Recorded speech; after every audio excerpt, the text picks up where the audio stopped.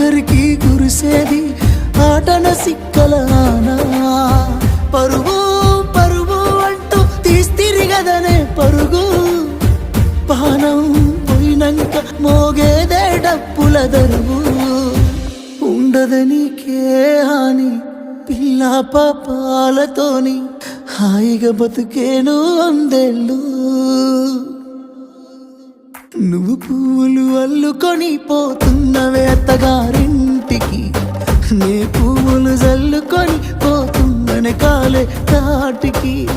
నువ్వు పువ్వులు అల్లుకొని పోతున్నవే అత్తగారి